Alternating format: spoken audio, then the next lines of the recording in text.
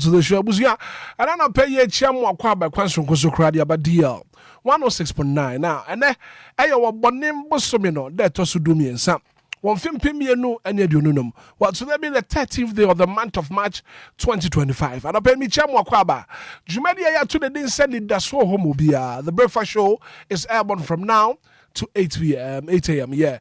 No what you prepare na for your sorry nkonya so. Enti baby bia wo hye bia na pɛ me mo akwaba. Na pɛ me busa so what pomo te sen. Bibi abɔkɔ de. E bia niam ankoyi a na pɛ yi me wo hodo mo sɛ me hye wo nkuran. Me ka bibi a kyerɛ sɛ na pɛ yi bibi abɛkɔyi. So good morning once again and welcome on board to the breakfast show. You're from a Hitman. We bet me from a Brakwa. So good morning once again and welcome to DL 106.9.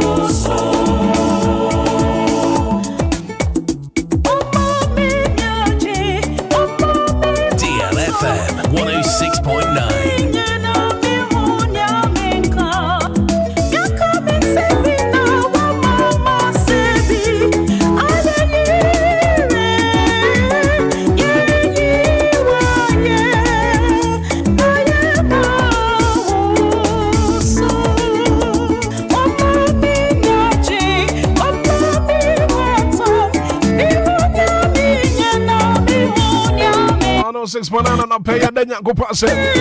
Don't ya yana kasia. What's that Fabra? WhatsApp line in the air 0593406565. Was it thank you Jesus? I'm in from Augustina Coffee. Tell my community love it.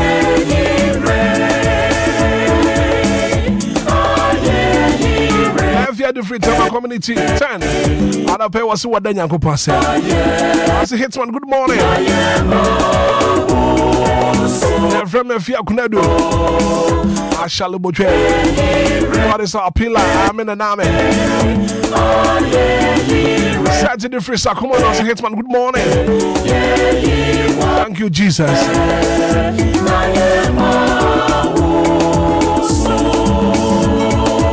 Moses said the free, when you're not the buyer, I'll pay what's what then you go pass it. Tia better so someone so friend after what was sit down and Yankopa. I'll pay and then Yankopa 059340 6565 0534 050199. I'll pay and then Yankopa say. Also was sit down and say 059340 6565 0534 050199. Hello, good morning. Morning, DJ Hitman. Yes, sir. Me ba chef for say. Yes, private piano me kasa fit my new town. Ana pay na Nyankopon say. Oh, Eradi da was say, o tan be so isu dimu. Amen. Amen.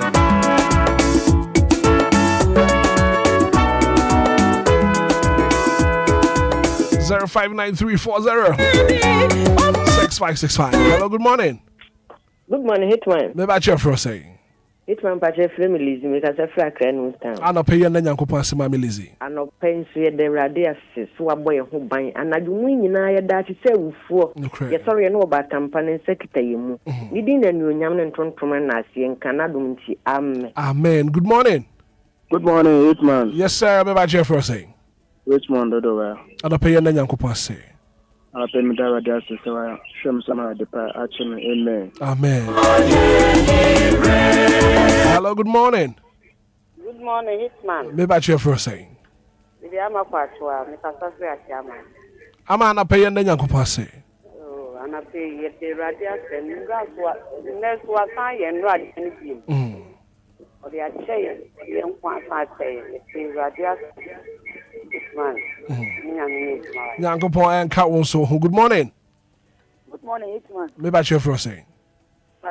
Mama princess Butima the last. Mama na pay na Nyankopon say. Oh, me de Nyankopon say no pay ma unkwa no obusia. Amen. Stand the Nyankopon say my papa daddy Lumba ne yori. Mr. Ankuma ne yori ne busia nyina. Sana mi stand the Nyankopon say ma de me phone nyina. Stand the Nyankopon say ma me ankasa so nkwa. Ene Ghana men nyina o Yesu di mu. Amen. Good morning. Hello. Hello, good morning. Me ba chef for say. From Kofi ana pay na Nyankopon say.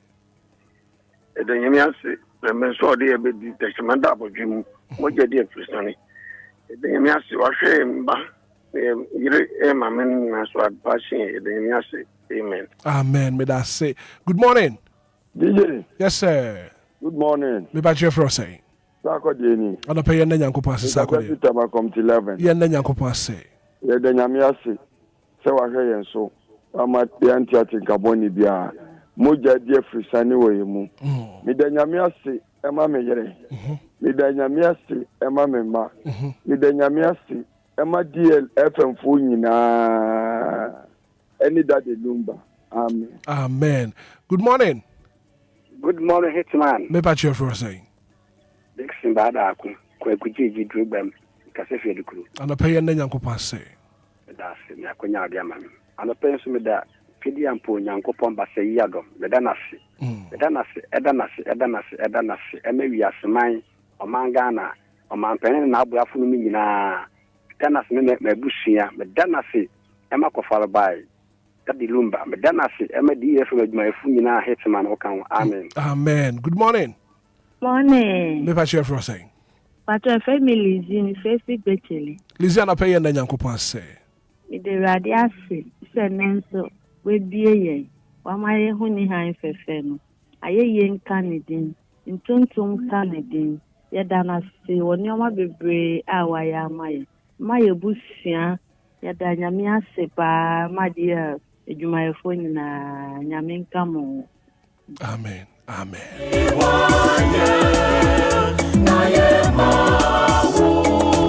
059340 6565 0534 050 199. Ana pay one Lumba super de bia bomadi aso be bia da. Hello, good morning.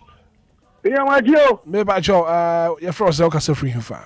Asa di zongo nie. Ana pay na Nyankopon ase. Mo e do sa osafu yehu anasi sen ende den so. Me bie me promati DLFM enka. Yes, Ghana yin shira kase mu a. Enti ya me kan say o de sanie. Bi hwo nyame sumuno. Ansa na wawu. Ebi ase japade nyinara wo be dani eja. Oh, o de sani bi hwo nyame sumuno. ansana wawo ebi ase jabadi enyinara be twamako minia atafuya wanka ho wate Amen. Amen. Amen.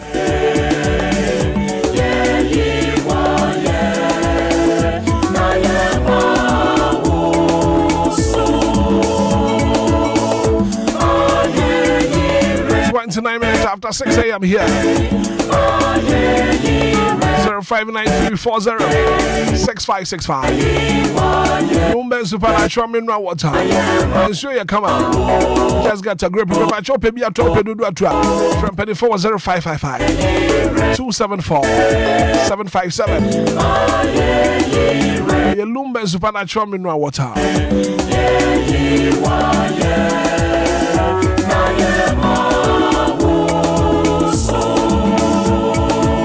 As a Hitman, good morning. Thank you, Jesus. From Anadra. Free East Legon at the buyer.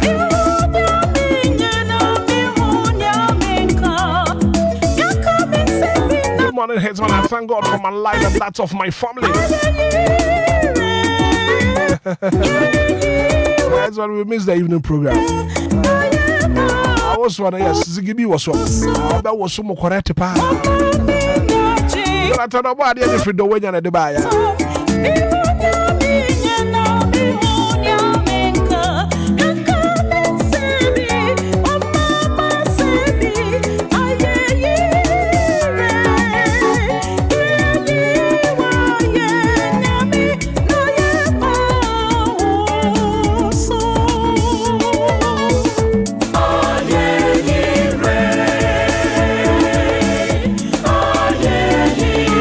Phobia, I would do one birthday. Your mom, happy birthday.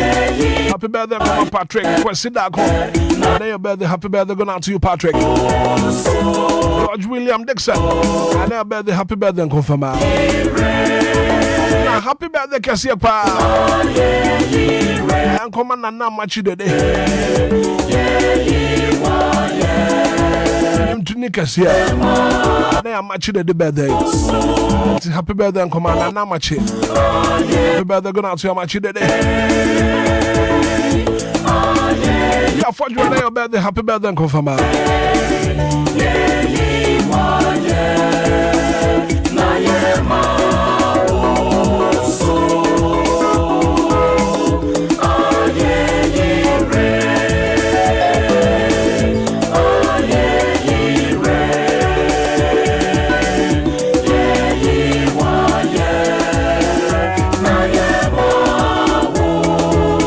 It's 1 minute after 6, 106.9.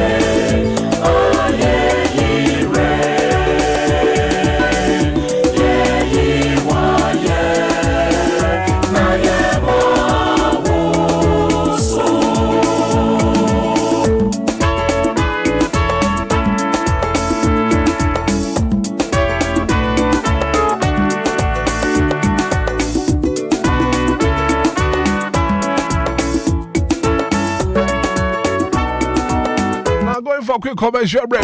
Yeah, who turn off a yajin crato back one as you be a bar. Deal 106.9 and the so mobile and pay. You didn't send me in, bro. Train. Yeah, Bessia. Hey, Kwame, at the Wakaboman, I saw one of Maha, when he said, to set the woman about quiet here, we are dang. Akosia, a woman po. Issue a menu, and ya come, Pesu Papa no chumebo. So ne cassing. I no pay them their summer seal. I no pay yan and I means you be an miss your project, a friend, Lumba super. In Siono dear, if I will name say Boko, ne so smooth. Kwame in Sion, there was a wonombi. In Sione, come Lumba super. Lumba super. Mamma country. Super penny. And you're not your dear see me. Now, many of you are him for. A pebi, I had the acquisition me fridge. Nana.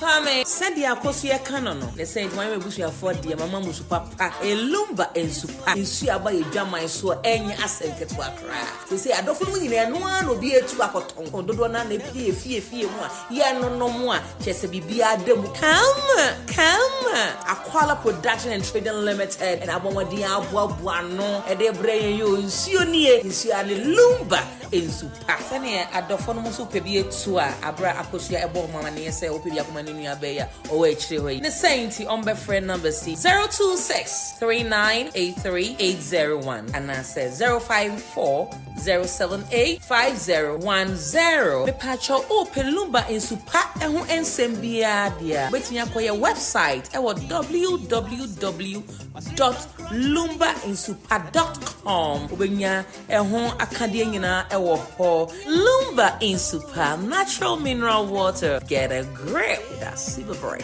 FDA agi edwedie nkratue atum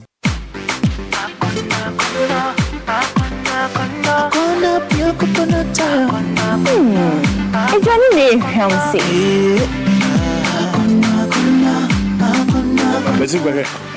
Ubenya biato Palace Mall property nyina e won crime and a Little George Health Shop e wotema Akono pure coconut oil so pelu dudu etua fra Akono Wholesale Shop ewa 0275288069 Atomic Junction Medina FDA agi edwade nkratu yatum Get ready, Koforidia. It's time to vibe. Daddy Lumba Live, the legend is steady and high. Celebrating Easter with the king of highlife, the Ofosu Plaza Hotel presents DLFM in Koforidia. Joining Daddy Lumba on stage are talented artists Kofi Inti, KK Fusu, and many more, bringing their unique sound to the party. Events kickstarts at 7 p.m. till late. Don't miss the show. Easter Saturday, 19th April. Let's go. Come one, come all. Let's party all night. Daddy Lumba Live in Koforidia. It's going to be electric. Experience the magic of high life music, dance the night away with friends and family. Expect an unforgettable night of music, laughter, and excitement. Daddy Lumba Live is this Saturday in Koforidia. Secure your tickets now and be a part of the epic celebration. For more inquiries, contact 0242 550354. Daddy Lumba Live in Koforidia. Be there.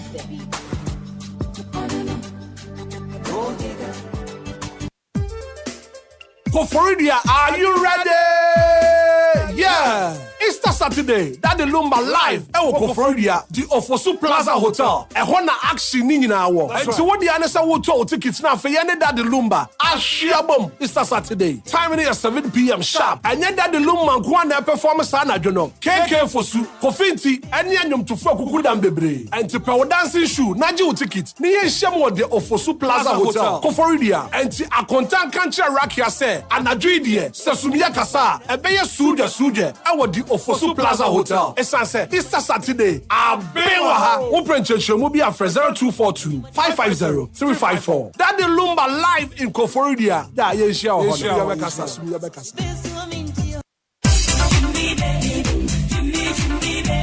Hello, wonderful people of Ghana.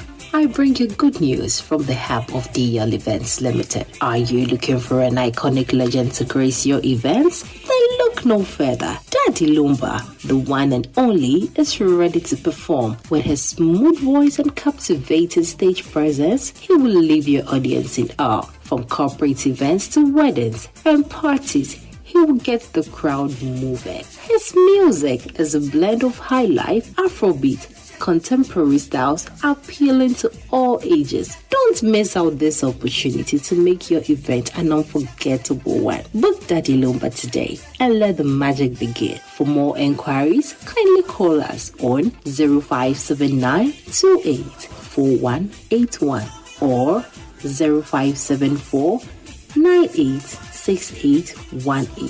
DL Events Limited. We've got you covered.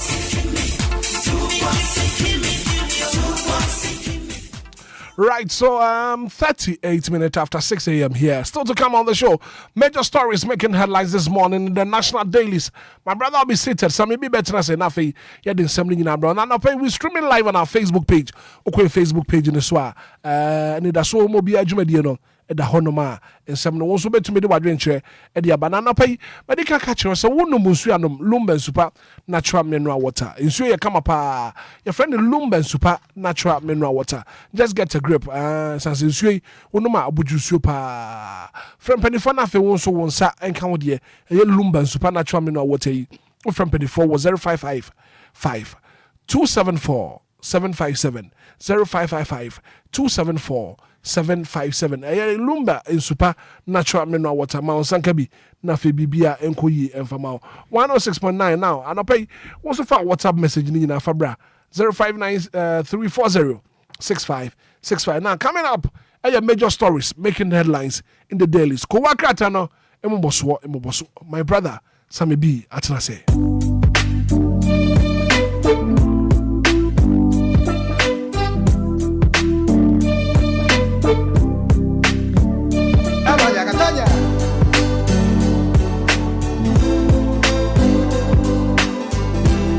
And I've got it's a brighter day. So maybe I tell us maybe na fimi man akwaba. Wakrata do. Emo boss whatever. Sammy, good morning. Good morning, Black Cobra. And it's a brighter day. Sure. It's a brand new day. Exactly. And a brighter one as well. Sure. You're looking so good this morning. I love your t-shirt. Thank you. It's so nice. Come up. Uche no so dia tusu kama. As a uche we unkonya ho. Echene de penny bi na tu me for say bi ameko bia no. Yeah, sure. En tale metire so. Penny bi na ka say baby abeko bia no. Yes. En tale utire so. Nti no aje say futu ni sambansa. I would say madam for be na would me say metire hu apa. Ojo se onimi. Would me say new ba ko grand tria ma pampam na me so da bia nyesa. Nyesa na tie. Na obibi ntia. Obi nya ne bibi kwa. Da bia wase kire. Penifon so ne kan yesi obi nto na kokko be de kwa. Ne kwasem. Nti bibi ebesi bia na ma obi betu bia no e wase kire. Na nso bia na ofuforo wa kire na e bia na wonte ase nti. Penifon say akwam ne nkire mu nti wo ben na won ne dinkita ho a. Ba me hu adekoro no. Se ase kire. Sanete. Right. And I pay one na ko wakrata di na kuta wo emoboso no Ghana 40 o yenkoi Black Cobra medase di kan yemfa nchi akese ne nase emenetiefo sabre na bre nyina munya kwanya na wonom tumi etie ye nti yankopon hira mo pa titiro eni Enquires association fo ni nyina Black Cobra no peyenhye ko wakrata mboso na ase na yemfa daily guide ko wakrata no enhye ase na ubehu ekwetia MP no ne den ye de NS kumi na ne foni da ha no musin na asema betodwa echirima Supreme Court echirima se de tibia no NS kumi obetuma bepie mu na ne nsensem no wonom etimi akuti na no die semefrisem Ghana for beka ya America kramu ne yato abawie ye no edum pempen so a meme ahodo bia nipa bi ekopre ma chebadwa kwanwa no ekoya atwetan medu be bi dia kopai ema na yensempi okreim na ne nyina ne sekwetia MPD no ekodu bebe na nipa ono so kogina mkotu franka edema endi sama yuko no echire mu se dabi openi no Electoral Commission ediclare ne se wawe ne de nanzo omonte ase no mekopie mu Kufuor High Court na nsem ni mu ne na Kufuor High Court efres enkanes kumimra na ka ometena ase na ase no mo hwe ne pomase be na senior man wankop ana no so e ba se masebedwafo kwa asetena so mo kwa akosua no magye masebedwafo fra to mu so senior ekopie mu ase na je so no wankasa de ne ho akọ emeyesi na ade so ye masebedwane e wo mra asem no wo court nti no ma wo mbomode ade asem no kopie mu court se ne wabu court mra so ento mo nkodoa no na mo nkwache no kopie mu je court no mo nche no ena de duema ne ne ensem no kopie mu court Supreme Court ahye se de tie bia no NS kumi ono no ye okogina mu kotu franka mpia ma yoko ni demo e wa kutia no Supreme Court ehwe ne mu so penima bepie mu na ejane nsem no wanom etimi abubu ho ntia no so nsema hodo a delegate kwakata no ede ho nsensem edi abam efin so besen hu aka no asafo no hwe omanga na yatena yeso Sisilia dapa na ensema betobje kirem se ni mate oba bia na esom no woni fie a obo no homoden ekowia ne sika yenim dodo no Omu chire ma ba ye ne sun pam. Esun ekoso pa ho no no nyasem kuma kra. Yesi sun a wosu no nyasem kuma. Enti me kese dia blast sira dapa. Ne nsem na kwaje tower court. Na no anka sembo chire ma sika pa ba ye ne wi na sat na no onim dodo. Sika na doso. Ontontumi mpo nim sika dodo mpo abaya na fa no so akoye nsempi na ne nsem no so ekoso ewo court na Ken Ofoliata oyomanga na akane ya photo samfo ne phone da ha na musikrata fa etoso miense no ene ye the Daily Guide banner headline no ana wo kire mi say Ofoliata series police officers for raiding home. Ken Ofoliata kire mi say ye ne hododo na kakra wasum Ghana wie no akwam ne akwaja ne ho awere ha na ne pa bi polisi fa moden ekowura ne fie ewo ma munim tum krata bia ewo cantonment kurayim akwahwe ne jale efinsu bia asabe odware nyina imbimpo ni bo ahodo didim nyina mpo mo de torch ekohwe mu o kire mu o ma be ne yatimi ma besu mo manya wie na me koma ho mije ma na se me koso me ho yade abakakra baby am de nyam de torch abeto nti Ken Ofoliata Ghana aka ne foto sanfo kire mu se ode nipa wo ma kwagina court wo meyi wo ma no embeche de kudie nto ma na egom sabe emna ye adwuma na obi asom na se ene oni aban mu biewa mutumbo wura ne fie ekosu fie in panic man yere ne mampo edu ba bi nkomu dwane afri fie okirem se wonte asenti womra court na omeyi wo manom na kwakata na self na be hu siripa makoma kwenum wonu magu ewo sehwi ne mpotem wonu mukwa kodwania ehu sa etimi no etwetwe wakwa ye gben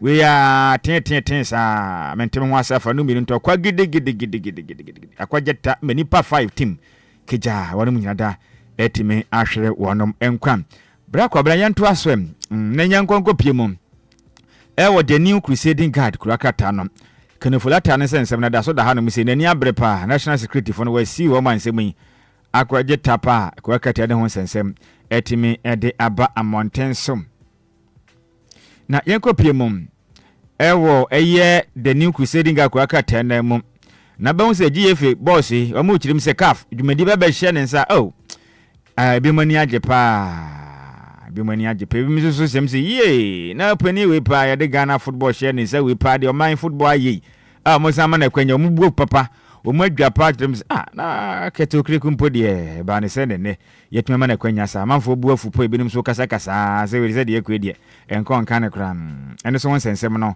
aba abonten yensa nko piem ho no ma na abehu se abusuafo bi buo afu wonum de petition akoma IGP Dr. George Ekufu Dampare ekirem sem wanum de hye bi wadenta ekwan bi efa so nipa bi atono so we na modwena mo ntia sie nti wo mamoden ana o mekere wo ma se akura katain ede hon sensem ede aba emontensom kwabra yenko pemo the Daily Graphic wakrata no kunini eye Daily Graphic na Ghana man penin ena kwa katai ba mane se Mahama Cares launched medical initiative to support cancer kidney heart patient enti Ghana man penin hye bi aba bonte o mo friends Mahama Cares dwumadi odi aba initiative aba beboa pam ema pomoden akwankan de magana de sha wonu manya kokram yade cancer anase obi nsa wanya kidney failure anase one de akoma ho yade etete no Ghana mampani ene hyepa bi aba emu de sa no manam za de hye mu benya healthcare ne kama panje se mo de mu nse de ntua sika bia wo betua sika mpo asa be kituwa bi ketekete wese na mo so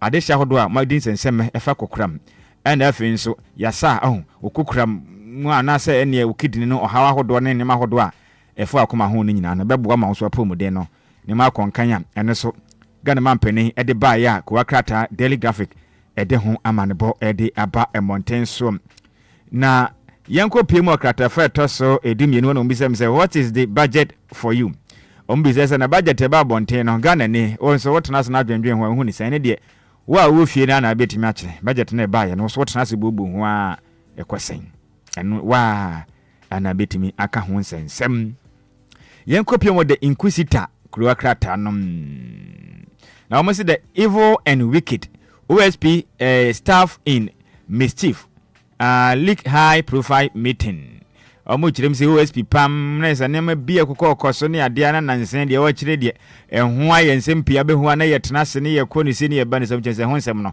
edo so pa ko akata no aba ne body aba won saka bia be hu nsema ho do de ba ne nyina na bra ko bra be ho akane no akane opanipa no ye fotosamfo emra na Ghana mampeni John Dramani Mahama na osom Ghana so mampeni emri bi atwamu no one na ye ne foto samfo eye se tekwe ne nsema babonten na waka se kyerɛ mi sɛ enokura pa de yɛnka nkyerɛ yɛ home Ghana man pani John Dramani Mahama 2025 budget eba ya ɔma Ghana photo samfo Dr. Kesa to ba force de ba bonten enokura pa ɔma we samu akuni adum Ghana bande de twa mu na nsenya mpipia ma yoku etwa mu na Ghana man pani na adedan kwakufu adom pani da di ani mu ai adam de ayo mai ka ba ne nyasem kuma enti Ghana man pani gina simpie so na kasa ya yentie ne evidence ma ɔka no enokura trodo ka ba no esopam akwa katai edon sensem de aba se tepenso de se wo hwe nanim a se sere as wo sere pa fi sensem aba bontre no enokura nti wo sere sam na yemfiri hɔ nom ne yenkopiem ewo supreme newspaper no de aba kanufula tensensem na san ba na so sense yedi kan boso nti no yen sada endom esukobi okram na yenkopiem Ghana mampani John Dramani Mahama ne foni aba bonten ena wo kyerem se no unnecessary appointment Mahama on deputy ministerial selections na Ghana mampani aka se kyerem se asoya hodo bia wa paw no bon se ba bi ho no mahu behia se ho na asoya ne sunti obehia wo mabedi akiri ebi so ho no matum se ho no kete wesinti ne ho hia se obehia na bedi akiri nti wakasa ndrada obon ho moden ma asoafo bi obon moden paw no makoya bedi akiri no otimi jo mutum wo oman Ghana ya bank sie meche Jubilee House a wa hye mo boss adwuma mokɔ na mokɔ adwuma den enkosom Ghana na afen so asoya hodo a sebe yekete wese ne hu nse da enhu yan se obehia bedi akiri no ompa Obia na memo ndi yekete wese enye dodo wese be bitimi abo nema etimi akonkan edema Ghana sikasem so etimi ejina branding na Daily Post kwa katande ababonten ena Brigadier General Maxwell Mante appointed as new Nakok Director General into opening onma boni dinte onkonko bo adwumadin yi pa Maxwell Mante or Brigadier General okwa bo adwuma say Nakok Director General enti so kwa kata no the hon sense on appointment and run ago yanka see nuya centroni ya ampofo ankra okay and ya appointing as the National Sports Authority Director so ya ampofo ankra ayen centroni no andra and ajono be ya ampofo ankra do ni juma de ma Mass TV yes so ya ampofo ankra ya appointing as Director for the National Sports Authority and ya baby Obia no congratulations de manitirin kwa onko bo aduma yenim de obetimi aye mpa ebo ne se okosoro ho no onhwe from Hansen wako okay yenim binu ma na wo media ni mu a ye ma wo makwanya akoya o mukutwa atoro kan du baby no mankasa pese mo resign kra ento moko no omunhwe efomawofo no sun no namfa nko nti we de senior nyame nka ho no ni wanim ne ko badwumaden yakobra the Daily Post kwa krata no so behu se oswafo hwe sika sem se Dr. Kessler to ba force nda hanom sei na the all can say there is no freeze on employment Finance Minister says and wo chirim sa na no domkuma ma hye badwom ka kire Ghana for sem aban hye hodo a wo yese e fa ni pa adwuma no we freeze nti obi na obetuma nya kwanja mpo me ya fa na adwuma kora if it's a budget no wanka adwuma ho bi asem ene wo chirim se nya no kreda sa sense me ba bonten domkuma nde ba ne Ghana for ye montunku ba bi kora no kreba kumpo enya ade a ewo mu kra enti yentu ya adwenum ne yenkonko pimo the Daily Banner ko akrata no saba bonten and what him say Kufuado spent only 326 million Ghana cedis on government machinery but Mahama to spend 2.7 billion Ghana cedis we Gideon Boakon we on we turn of machine between what him say hey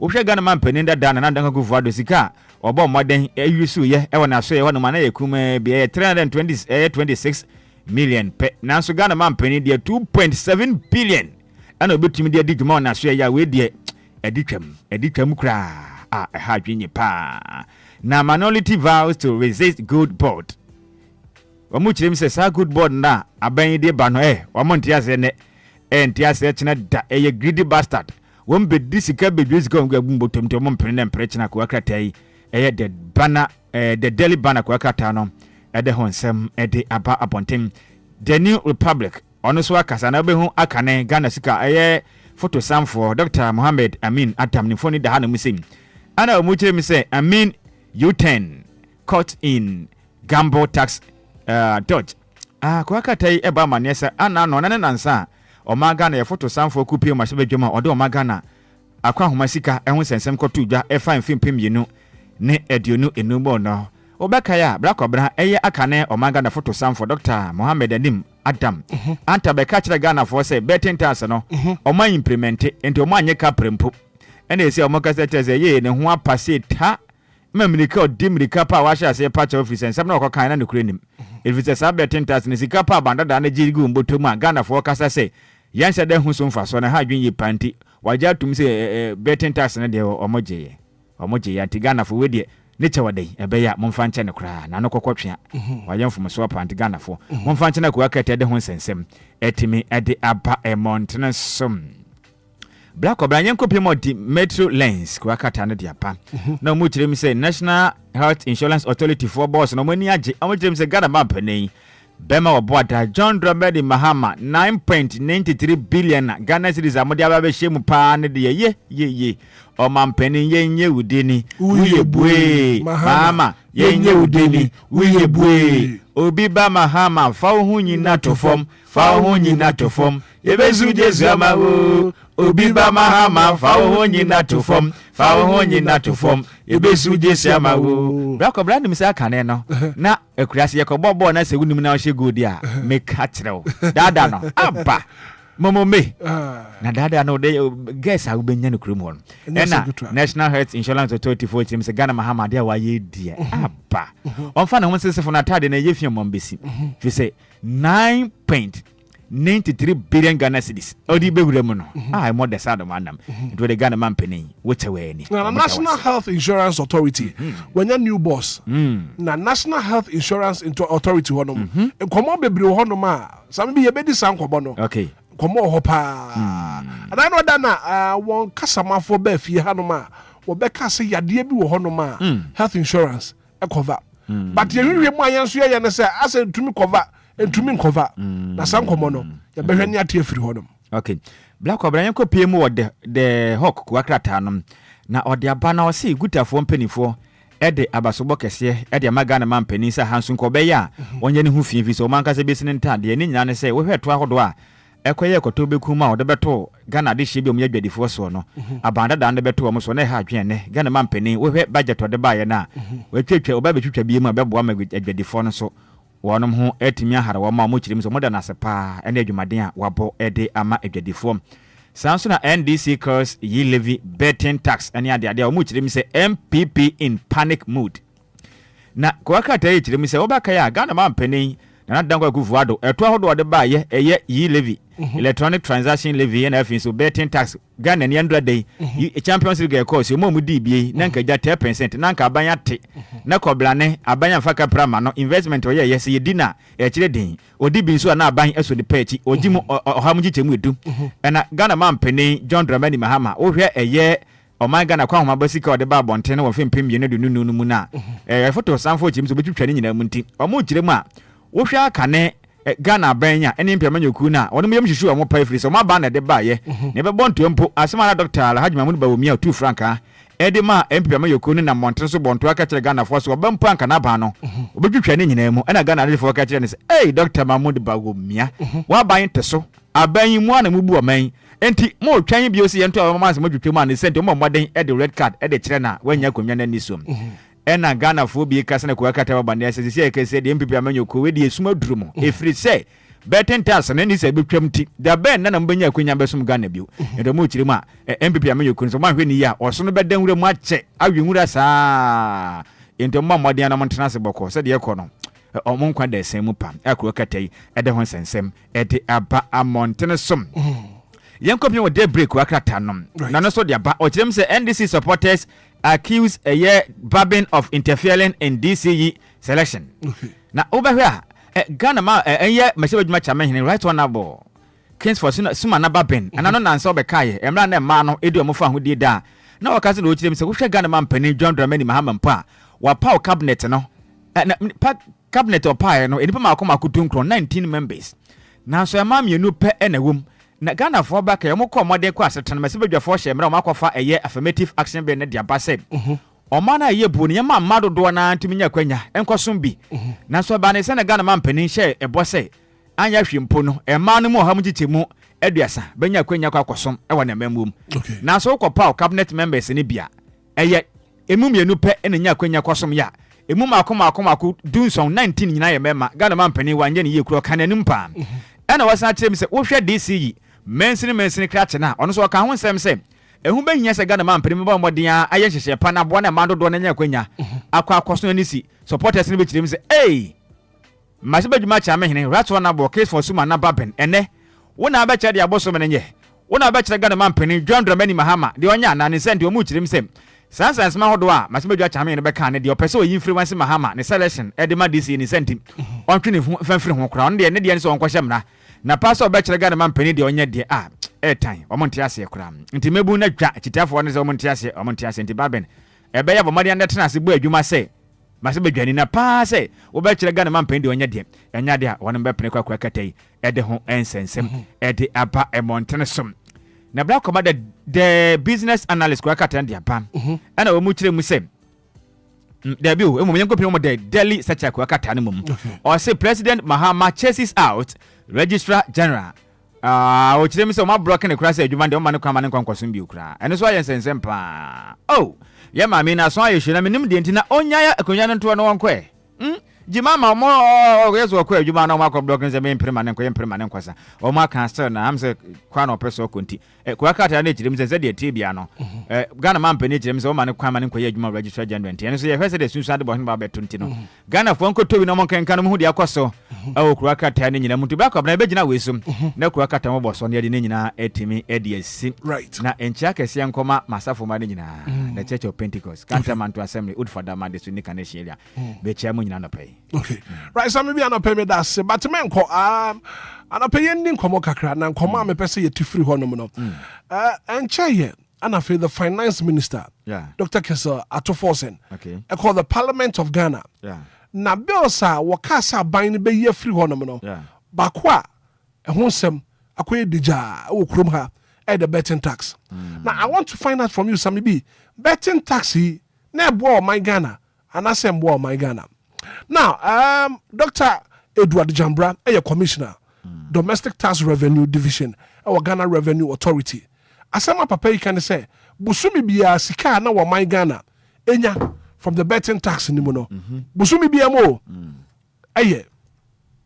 15 million Ghana cedis. The stream of taxes. So we have the gross gaming revenue tax. Then we have the withholding tax. For the first month that we implemented, we got average for the GGR, average about 20 million a month for Mercedes, 20 million. Then for the gaming, we've started for the withholding. We've just started the season, the betting season. So the lean season, we're doing around 15 million cities. We're hoping this will quadruple in the major season, and the major season for the betting is from this month up to May. Okay, and also we hope you say. You better double revenue in from the betting tax in him. Now, tax in soon you baby you free. So maybe we see kind of figures Dr. Edward Jambra, your commissioner, domestic tax revenue. Eka, that is what may you for so betting tax in Hopa. Black Obra meda senior Quenya was and your mammy bio na. Miss San Fanchi, I met chief at your phone bill. A tour, it is a chill of mine.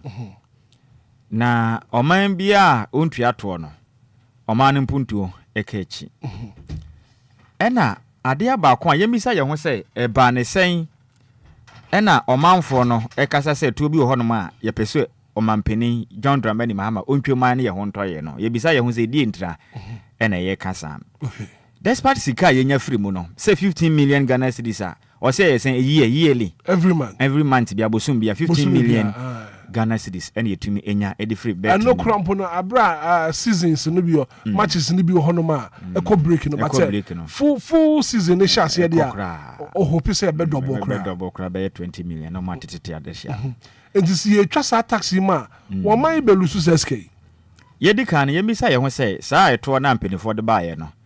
Dwumedi na edie no eye de be dwumedi na edie. Eno ya asema esi yedi kan ebisa ye ho. Se beka ya de enti ama Ghana mampeni dada na nadangwa kufu ado. O se wotwa loto no mu no. Na so o de de na eba. Yi levi enye sa. Ananya sa na o ka kire Ghana fo. So mo de yi levi ba. E ba be she loto na nan. Ana mu twam. O mu twam no sa yi levi no moje ye no. Ehun kuntabu no kosi sen. Asema me ya mbisa ni. Sometimes se ye tu anamawa ye bisa ye ho revenue eboa ye gigi to a eboa mama ne kɔ nanim.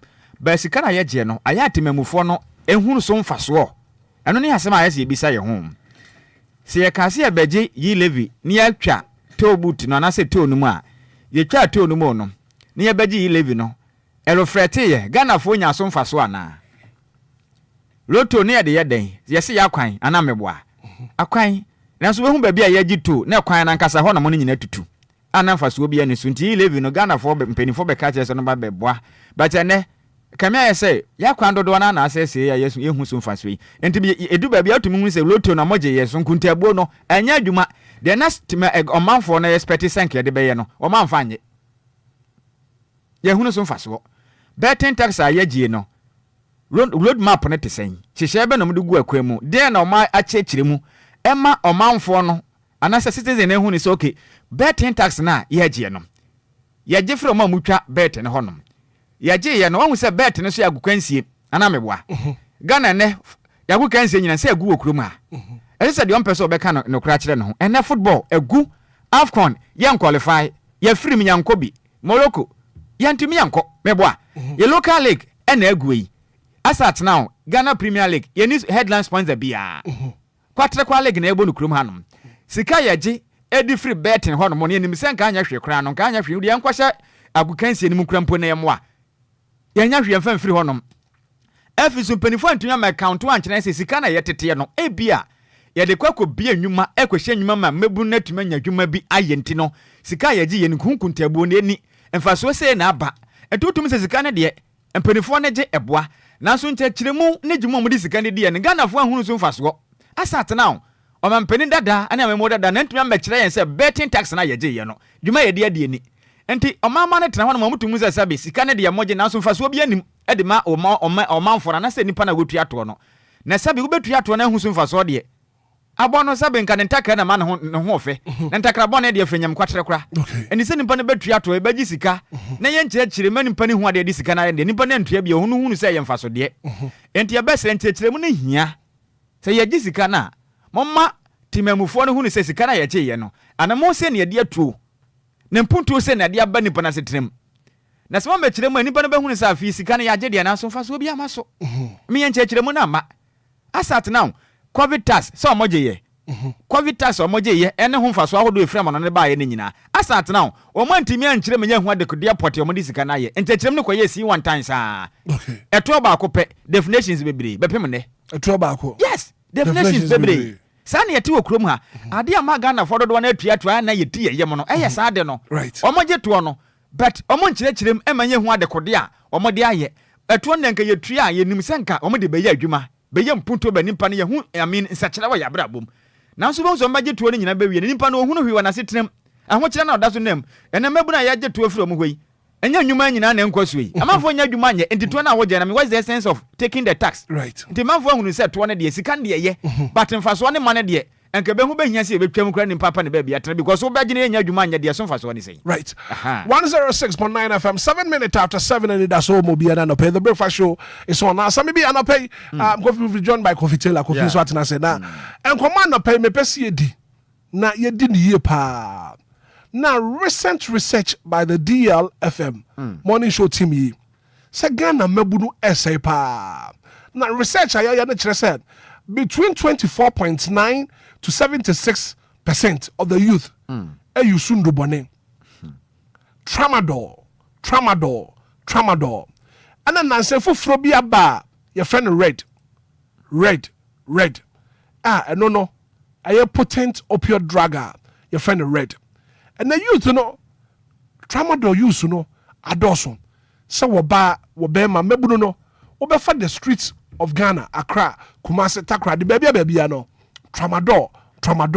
tramadol ekoso ewo Ghana hanom ema ye mabunu no esai wo krom hanom wo bi anka ye ne yebeka because we are here to serve the nation ye pese ye boa ne ye chechire wo man no ye be chechire wo man na wo man na gyan mpoma afa anase wonya ne ntoma pafra emabunu no ehu hia pa ye mabunu ye di wan chechire wo man yi ana tramadol foforo bi abakra ye friend red unim red sami unim red matete ba memfa mani hu bi da na nsen me hu se omok ama obi aka ho asem kurum ha but memfa mani ko tua wisi ehu bi da but tramadol de wo hu se maburu ni yusu pa say ye mranche ne maba wo kurum ha red no research pe ene ma ye de afa ho ba se me hu se ebi kita kobrane de ne hu se ebi kita obi but ya research ehu se de tie ene hu sunsuanso e wo hu nyina ana pe me the videos bi beto your Facebook page no so by your Facebook page no so capital DLFM 106.9 na bra behwe ade okay sambi ma minti o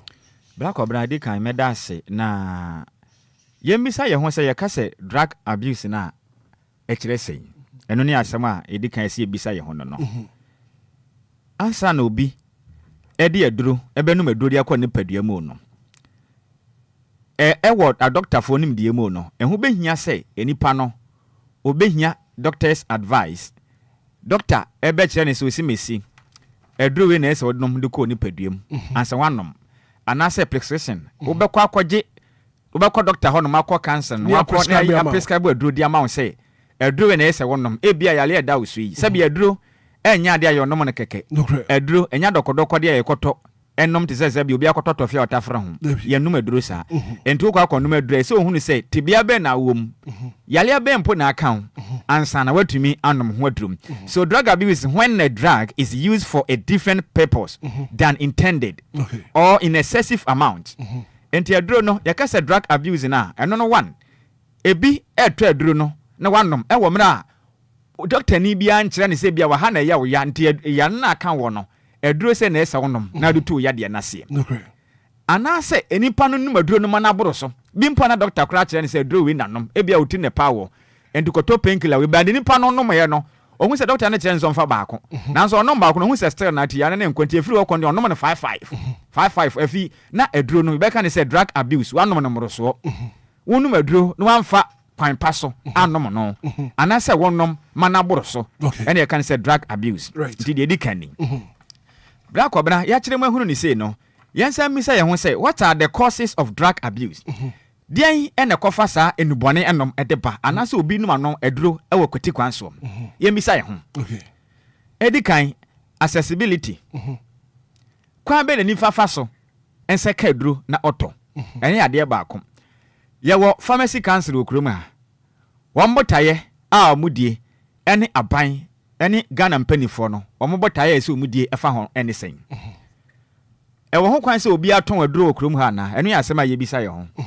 ewo ho kwan se obi atumi ton aduro ana na ya hye ase ne bekọ koduru ba bia enkomo ne to bo ase bokọ ne de achi yepam ewo ho kwan se obi aton aduro ene yewo drugstores ahodo wo Ghana ha no ma enka ye chemicals drugs pen eso moton yewo pharmacy tieni ye pa yewo pharmacy ankasa wo honom ene yewo drugstores ahodo nso over the counter mo no nduro bi ho no mo mu kwan se enka mutumi ton kra o kuruma enti pharmacies no be do na ye wo ma wo akwadare akogi nimde ewo wo ma tsabe wo nimde a mutumi ton aduro se onum nimde unkwaje ntete efa aduro ho a na untumi enye nurse ni entimi enye adwuma de se doctor na se bibisa na pharmacy ehu kura hia se obakwa se wotun aduro e kuruma right na so ene de ne yehunyi go to a blush market wo me de metako wontim de America go to your various market no na kwahwe nimpa hudo bi omutunto tontondo ebobo wo machi wo mode ni ma bi te say o mo hyehye na wo robam plain rubber ena bo o machire na munam krom ena motonton nduro no e wo krom a chemicals nduro na motonton wa e de ma amanfo no nti obi tie na ya na wa frɛ no bra pacho bra na wa kɔ ne nkyɛn mitiri ya me yanti mama yi painkiller we na mennom na wa yi di ama no enimpa na nkɔ asupiti enkɔ hwɛ na pomodim sɛ yade mpo ha me sabe nyati yale nyina na kyerɛ sɛ bia obɛhia ti yale aduro ebi hono ma wuti na ya nanso ade kora kofa ba ye no na nyati yale ho asɛm kora enti obɛhia duro fufo nti edi kampo ansa na wo beto aduro no ɛsɛ wokɔ ayaresabea ɛkɔ hwe wa pomodim na doctor tu wo fo sɛ yare na how na ade sei ene kofa ba ye nti aduro we na behia na wa prescribe aduro ne di amount na odi yakọ ayaresa bia na say pharmacy akwakoto aduro okay enti accessibility na yeka ho asem no e ba ne se nene obi ni nimdia fa aduro hu na wato aduro kram yi Ghana mpanifo pese o mo kire se o mu hu ya na me dem bisa me ho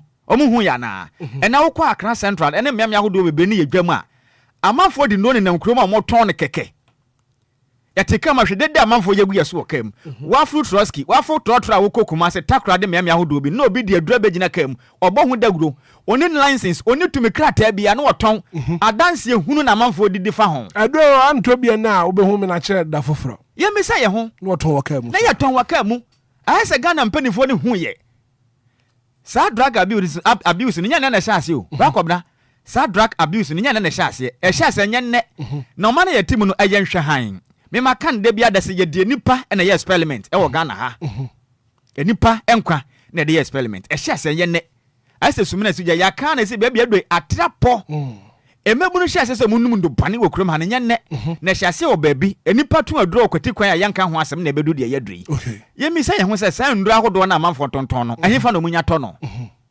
omunya to no wo hen sa nduro no nso obi a ho kwan se wo ton bi ana minim pharmacies ahodo ene drugstores ahodo bi a okwan nduro bi ho han ehu nya se e beton no ho nom nanso mo wadan ba ko baabi a ho no nduro no mo de asie enti omo twan ya wokọ asa duro no okọbọ din a na yakọhye baabi kokuam na yakoyi di abraw onim se ne tumi kata ekita na license no e ma no ho kwan se obetumi aton asa duro no ekoso omo se mo kwan inspections ahodo no mo kọ na makwa gi sika bribe na ya mani pana kwanya no woton ebinu manka sample de din no kọ masa drugstores ahodo nso omo nton ma wo nom yenim de ekoso Ghana ha ena nipa ba anum no bane ena ya de se ye nipa de Ghana ha so de di kan no accessibility no ena maka ho nsem no kwan be ne nipa ne fa so a okwanya koton aduri envisu bia ye nipa ne wo environment factors environmental factors ahodo ka ho bi de na ekoso potema nipa ne te de na ekoso ne ma ahodo ekoso so eka ho bi emba nipa ne tumi nya kwanya avisu lack of social support sane marketing we nyina piapia nipa ti ko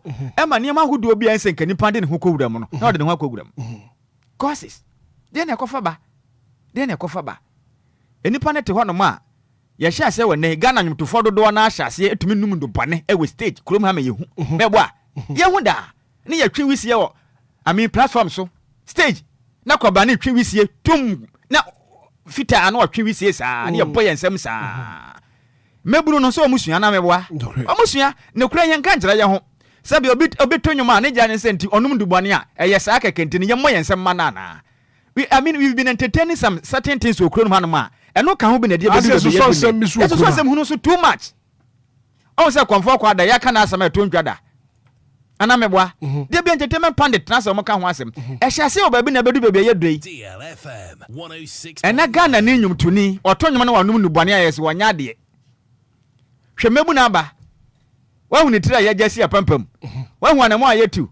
There be a winner, why yes, share be na waye ready ya ka ho asem nya omusua mo copy edi free so ko yen stars ni binum ho binum kunya kwanya kwagina stage a hwe na mo fans o mo command wo nom subana wo de na de nipa na hu se ya de penti ono so esua ene wo ko pap aye paps ahodo no Ghana ha sisa ana meboa ya twikumbo ne nipa ho nyina wusie okrom a asi ehu ye obi anka ho asem ye regulate hwe ene ya ja bibia na obi ya de opa Ghana ha entimi enyam nwanwa se ne emebu ndodo na hunu se ndro bia ba ye friend red a wonom a na waye twintwan senior man na nyomo no so odo carpenter waye twintwan you see say yantenase emputu some measures in place na ebe yanhwe hansare ya bra ko be kwa na gwa na mebu no tenase hunu se sebe ndro no se onom a so maybe I think so red no Enio. And you are to your Facebook page. The so 250. I tell you phone milligrams in a I tell phone number. I tell phone number your Facebook page in the so capital DLFM 106.9. But your Facebook page in the so na bra be here. A drone a friend redder and then mebuno atwesi swa. Wonum wo krum ha no ma. Ye mrante ne ye maba wo krum ha. Wonum sendu boni na wa bra boni wo suban. akwakwa bibi wo honom no Kofi Taylor trans na Kofi de be fa ready mu ne tramadol ni mu no send ye Kofi black obra mesre Kofi beba sisi na menti we mfiri misa ye ho questions bi say why a young person may take drugs ye misa ye ho sa they bad na de bant Kofi be describe do na mai na wa chechire ye mu na research I know just Ghana youth no between 24.9% to 77.6% of the youth are using tramadol and ready Kofi and then red Hitman made us be red here that's you won't say there is a number on the red 250 and almost 225 which is not just the number but a milligram in the 250 ni a milligram and a 225 but I drop by your Facebook page no so na Facebook na abra Kofi Taylor e dey fa red ne tramadol yi mu Kofi fa na Hitman no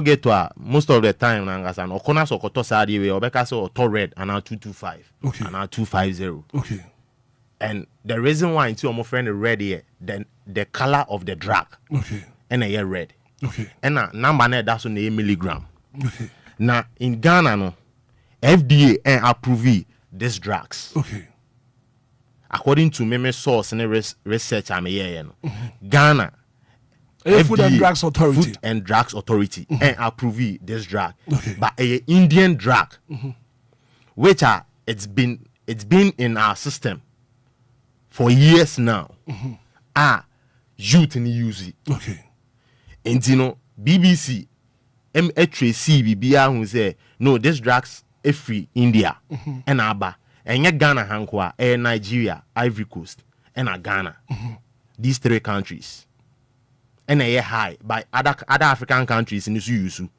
youth in the use but and to say Ghana Ivory Coast and Nigeria now Hitman Food and Drugs Authority where tramadol Food and Drugs Authority tramadol magiatum 50 milligram and 100 milligram it is all of 225 225 milligram now 200 milligram Food and Drugs Authority and approve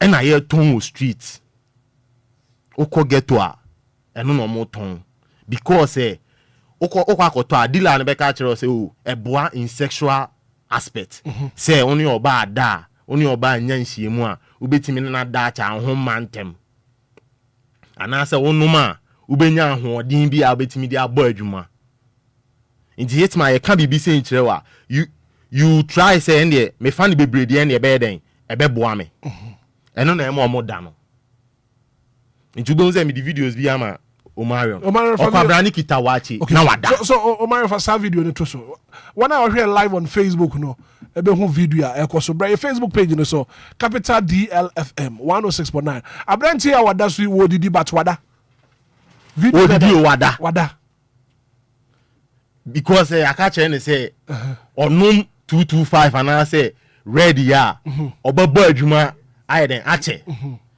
na obabo adwuma ache na wa abuse drug no na ndi abobon style bi ya nti ohunhwe ogina hokra na wada video no da so no ohun baby odi atere de kurasi ohun baby odi atere ni si Okwabra ni gina galamsey site ya ka chen say 225 onuma ebe ma abo adwuma ache ebe ma wa ye mine na ye den ache na wanom na ogina galamsey site na wada video no da so no ubewu no this is serious matter and this is the state youth ni wom sisi a my video we nda so nche we ye mine site e galamsey site o ana branch na nom ready bia na wo hwe baby a branch e gina na wano order ogina wada elo free suru beton nsuo nim o ton nsuo mo san ne sunsum okon ohunhwe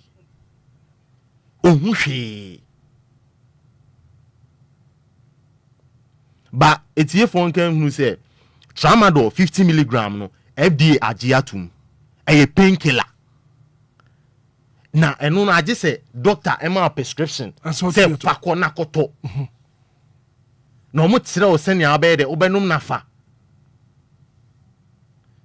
say you ndro bebraya no mo say tramadol frame but your amount be eden e womu onumbro so a bibi be ye o do hwenya ukonom tramadol aye den no but video that's we serious pa serious matter serious Gina Galamsey site anum red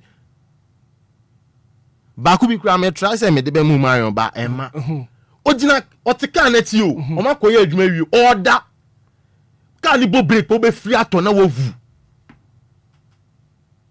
Ghana youth and this is the state right now I womb Ghanaian youth say ya ka che ne say na hitman ya ka che ne say onum sa 225 oni oba da ebe chance na no wansa no e may so ye problem in a sense Hitman on no da wo aba less than 2 minutes what dey akogina baby can say boy me ne die sisi ana ne ho aba sisi ana no aba enti bibi sa no okonum sa red na say tramadol na any drugs bi no ba be da ha no okay so man share ye ka say my father other videos so abrantia what tie aduane ho a order ba ku bi kura de ogina circle o twemu we gina na afi de order ontimi nkobium ogina na wada eno so medi mo mario fano so na ye hwe 106.9 DLFM na anopay ye di nkomo serious o Anidaso Wɔhɔ bia sabi wo videos na ekoso no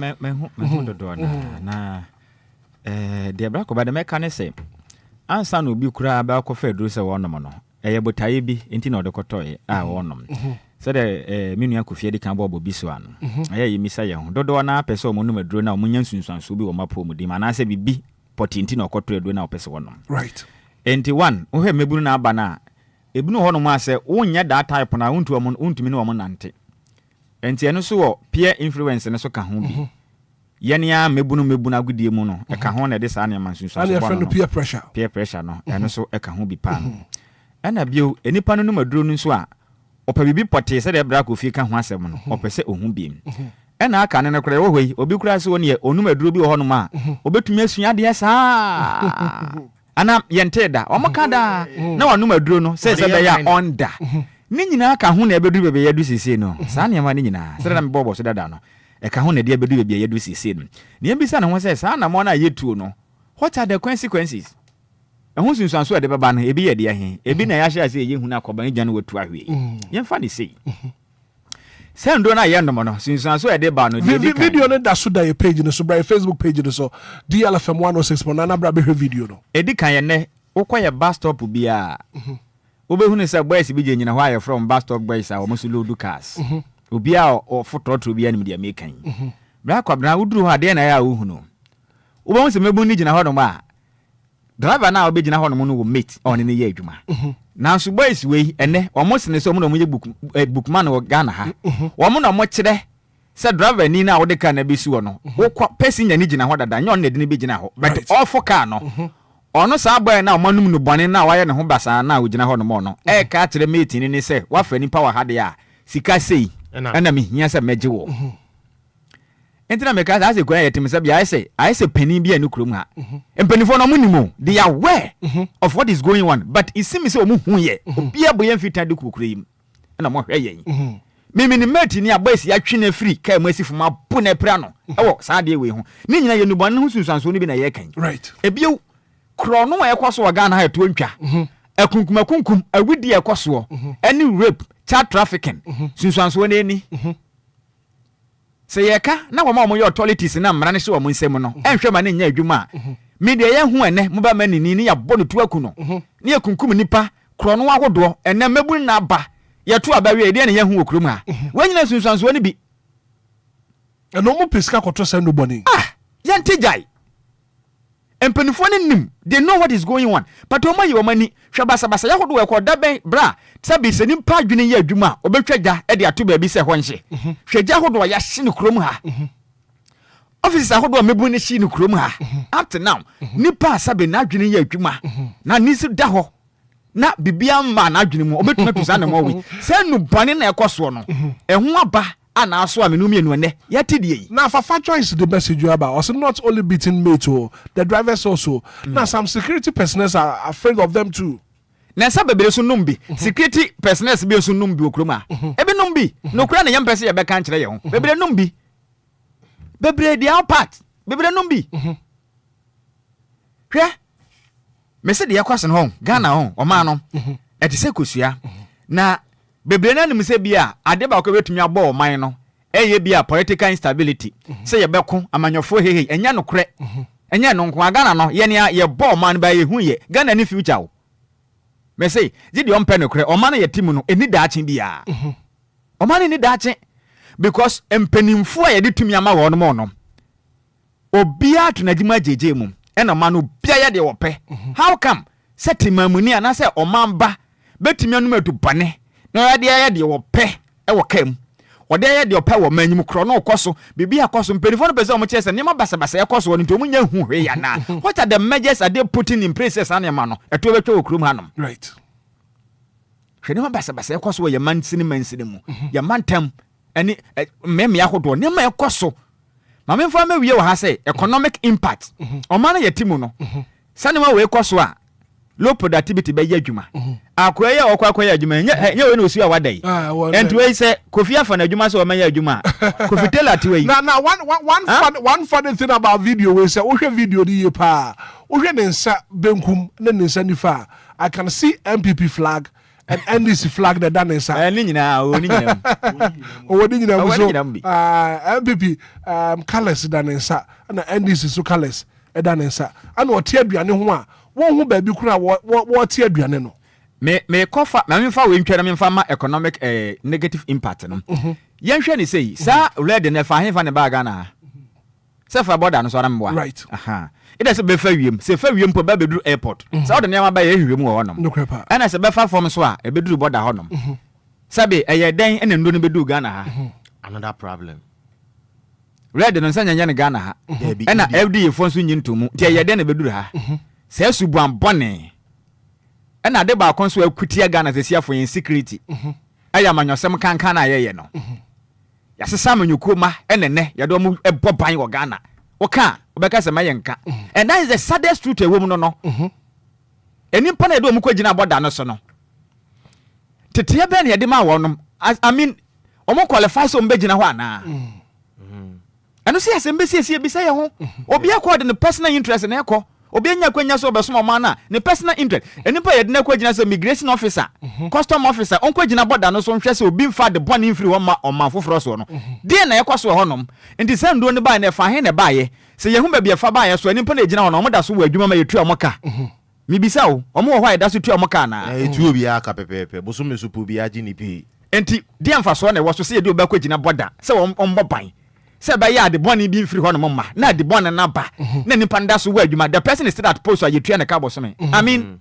adende na yaje ye okruma me say oma no atoto na se ye pese oma no bo na yegusu abo ne kakra me de se maka enya politics ene bi betete Ghana ntem nyama nketingiti we na ye hunu sunsuaso bone de beba oma no aba yegusu okoya ni ma na se mpanifo anso ano be je me say ebedu baabi drivers no obi ntumi mfa passenger e wo bus stop bio de akwaso mi se bedu babi ade etan se wo fa car na wo tukwan akwata krade kumase trotro drivers na omo use sprinter buses na ade ade wo de hu de mekan obi tumi fa passenger ba ko okwan yetumi gi ni 50 Ghana cedis me na me ka kire wo said Mrs. drivers ni tie mi o ma frɛ di ho adanse omo ko long journey yetumi gi obi de afa ni patu 50 Ghana na sa boys na je afri ni honom adwuma be na wa ya ma driver ni no adwuma ban ene wa ya ma driver ni no driver ni ode kai adwuma obetua onaka ode betua metinika na wo wakwagina kwa ho se ade wanu madubone nti se wampene nso a masase ma besi no e ba power ni achi dia ma asa security ni kroma na nim se scan no mo je so mo fa anya hwe me ne ba ko bi di nkomo se oje pe no ode konom ye kan se ode kofa red ne sa tramadol enti bra ko bra sa Ghana mpanifo ni hu ya me ka kire mo se sa enubone na mabu no nom na ya ye hwahan no one edikan e de how sikasem e be ye dia ma oman emebu no mo wa hoode mo bo adwumaden ayitumi yi adwuma ma oman nya sika no sesi omo na omo nyina ese no se omo ya omo adwene se omo pedi ombedi nne enti omo nwenem nchirima no ho mi sa na me hu Ghanaian leaders ɔmo no pedi ombedi nne enti ɔmo nwene de ɔma no bɛkɔ akosi daache so ɔman sɛ bɛyɛ den wa wo ba no so bɛyɛ sɛ onye yɛmfa ɔmo ho sɛ kampanifo if only they care about the future the generations na anka saa na motu enko mapa ho pumasi bɛ dada enti mebu na nne wɔn mu ndubane sɛ no sunsuanso aba ne sɛ ɔman no sika sɛ mbɛkɔ fam because the otu awa day ontumi nkɔ adwuma nkɔbɔ adwuma sabe DJ Omale on tiwe so anom ready na osuo nom na wɔtɔ nkwa nkɔbɔ adwuma de akɔ Facebook no so be ontumi fa nkɔ minnu mi no the other Facebook page is I think so we a circle we circle na abrante ne gina hɔ a wɔda ye de camera si no so we and say ya fa ni pa adwuma so nkɔnkɔ yɛ adwuma we yesi de fa na adwuma e wɔ kurom a sa wote hɔ a wo kɛsɛ ya yɛsom Ghana fo yi sɛ minnu mienu yakɔnom ready bi na yɛte ha and ke betumi asom tim ɔmanfo a mutia no pɛyi you see it's about time say bibi ɛkɔ bi na ho sunsuanso bɔne ɛka wɔ ma no mampanifo nya ɔma adwene sɛ bɛka emebunu no kwan ya nkwankwa na individual so da bi o ɔma nankasa so wɔ ho asodie daakye it's about time say aban tenase yɛnyɛ nhyehyɛyɛ ma obi bia wɔkyɛfa ɛwɔ saa nneɛma na ɛkɔ so no ɔnyɛ na afam deɛ ɛyɛ nkwankora obi a wɔ ne dwuma deɛ ɛsɛ opre obi a wɔ no responsibility I say o make sure say bɛyɛ adwuma sɛnte saa deɛ a bra kɔbra red na ɔmbɛkɔ so watɔn deɛ ɔtɔn adurama nipa no ɔnwe susuanso bɔ na ɔde bɛba nti sɛ pharmacy council for them penny for a ɛso ɔmo sɛ sɛ ɔmo regulate nneɛma na anyɛ deɛ a ɔbɛtɔn no ɔpɛ ne sika ɔkɔtɔn bɛbɔ dam o so ɔbɛyɛ den yo ɛmfa ne ho adeɛ baako nso yɛ premature death kakra awuo no bɛkɔ so ɛnɛ wohwɛ posters ana no mekɔhu baako a bɛblo side hɔ na abrantie ogyina mining site galamsey site na bebia wo firi a wɔbɛtɔ nsuo mu wɔbɛtumi awu amna ne mu wan video no na da yɛ Facebook page no so DLFM 106.9 on Facebook obewu ne kɔnkora mu bɛtumi abu enti sɛ ɔman so a enipa wantu koma wuo yɛkɛsɛ obi ato no koma wuo obi a wabɔ bra nyine du mpɛmpɛn so onu wo yɛka ne sɛ natural death no ɛno ne deɛ wato no koma wu saa na akama mu no yɛka nom na sɛ abamu a wanya mfinhyia du nwɔtwe 15 years 20 years 30 years na dubɔne akuna ɔma no yɛdaakye ɛte sɛn asɛma mebisa me ho nie ɛwuo basa ne wohwɛ ban ho a wohu obi asɛ ɔkɔpra assembly member asɛ kɔ akɔgyina sɛ yɛnto no ba ne so aba sɛ ɔkɔ akɔpre MP wobɛkɔ no na yɛ what a shock and a bomb. When you now be in Susan so a I say, young Pahua Samonka, and Tibacobna, sir, and Yama way a coswono, baby, a fire the bedroom. Sagan and penny form for men see form. Pan and Manuia for the pen welcome. Now I'm to know what came, and at the bar console media and social chef I see a pray. And Robe Brena, a coming about who don't I am a 170 saying. National Media Commission. Almost would you do a moody here. National Media Commission, ye bisa. Because in Robe Brenanka Sakra, a compoma sometimes, ye bon de Udono, our media, radio station, television, so on. And also can be. Because in Dro, ye bon de Udo, Benuma Dona or Tonya Cassia, Bayo now Bama Bejinas, Bayo or Seco. Bama Bayo put and yes, second, most of the lorry stations are transport stations. Yes, baby, Kadeshi, Akrabadina, baby, and now my dear, I'm a tempo, and your mama, your hair bandruno. Obia ba I don't know my Bama su puti, Saba. Obuan so, and you no creta. I mean, oh dear, Memana, West Namo Totos and so we bet for one kind of crunch. It doesn't work. There's no truth in it. Oh, my dad dying, you're 2 foot winning penny.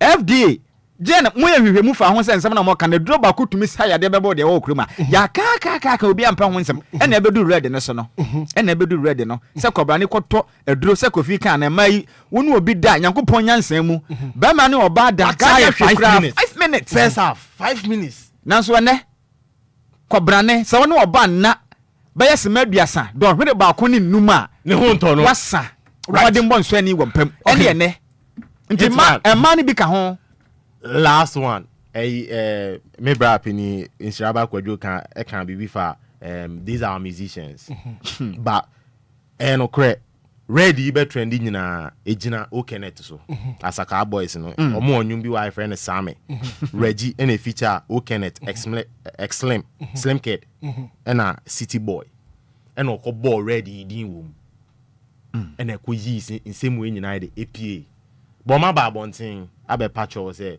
omo ye 8 days ago omo say omo ye stop drugs nationwide tour and che ombe start okay na we say youth for no ejai red no right Mama Gladys was good morning, Hitman. It's so sad. Nana Kwesi was good morning, Hitman. I'm enjoying the show, and this is very, very sad. But on your Facebook page, you know, so now, but I have videos and pictures. I do go pay the youth of Ghana. Read no, just a usage in the tramadol.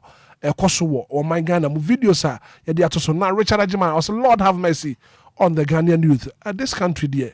Your future kurate seni and then mebruni memma amba ukrum hanom no youth no you su red no you su red too much. So me Rakobra it's so sad. No cry woman yana say no na boys na no do na enya adwuma dibi na mdo kwa akwaye aka ne anim se mpanifo bi ho mo so menum aduro no manya ahoden e de akosi kua ebinim de pagya ne ma ba ye bisa se mabunu no aduro na se adwuma na mdo kwa ya na debi enna obekona cough mixture cough mixture pa ya bonne mixing anyway and it seems that nobody cares about it and for Obia ho no pane yes has ye bo oba ne be ma enna ho aduro hu dawuru okura na ha ne nya ne me de se ne fale by pa ade titira ma boys ne no aduro we nyina ye we ya enti ene ubehu rasta guy bi me kasa se be nya rasta guys nyina wo ze mo tayo mo ho basa no bebunu ne bi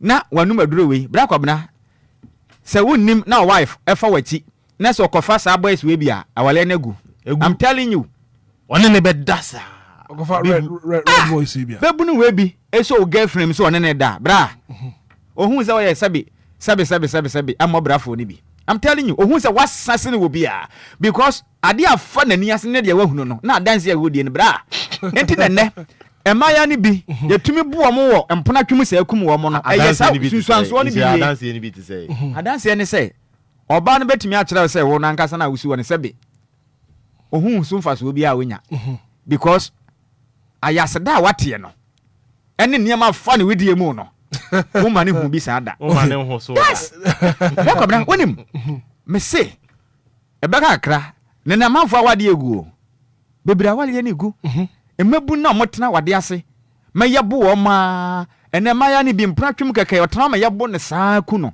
wanyina aka ho bi be ma ne tumeni ne da so se ne maya na abandodo na metumi aka se minsuo na meka maka se ye ho ye de esne aduane mpo ayedie ye ho ye de yesena akokono yesene akokono donim akokono no onim dia meka e ma ne bi ho ye de sena akokono so de pa enti ne mema no yetumi se sabo so de wo ho nie enti oya abaya na wasisu no benyine no na sabe ma hu ono atwa to ho no mo no be ma bi ampa ne bio okay uja ho ma sa boys we ya bra wo be wieu enti yesra ye hu na ye de bebre no eno ka ho bi enti yesusu ma hoda ne no so ahoda ne ye too much Ghana ha eno ko internet ne so a ade a be hu nyina so ba be yi ne ho na ne mafun se ya ena ekoso ne mafun se ya ba be yi ne ho ena me de one me dana se ena se eno a so dia ba wonim se enye mema ne ho na enum sandu bo ne ema no so be omo ha ta mo nyina no bi omo nyina ndom bi oba be si awada tramadol omo nyina no bi oba be si awada titiya ye maame nom tenase e bo bra kama eni afutu a na omo de omo mponafo eni omo agye omo kunu nom ne ade a ni enne de chese 106.9 ya mompa ya ne ya kana ya ba no because said ya kone de bedu baabi no emma no kra se e ba wale akofie be ya din se e benya bia because adwuma boys ne de omo ye kurum ha no se ukona okoye bia animugase abeje no I'm telling you okay yes. na Fafa Joyce or say Hitman send when enya adwuma o me wadanfo be ma bia wo to se duro yi bi na woni wo ba se bi kompem na be ma ne modern bo ankwankon so ni sa yeah system na nya obi ana aduro bi age no ye obi wa aduro no ofa betimi age no obi wa ofa engine no ene oye den engine okay yeah. Right 41 minutes after 7 106 banana no pay Anidaso Wɔhɔ bia but also see ma etiefo no bem na fe and now no pay nkoma ye die no wonso wadwenkyere a wo kyere e wo so ene say now 30 seconds. Good morning. Good morning. Your friend say oh one set to ground to drew I mean you no pay this now respect to my prophet here with mo and mo kanu first I said you one no but we see no pray so nyama nko basa enye what a tramo ana wi okay o mutimi seminsu no man for steamer I want it what is that to food no man asking I'm going to set to her computer so ana me kanu na so e wi ana connect him any guy okay and I want to say murder Obia.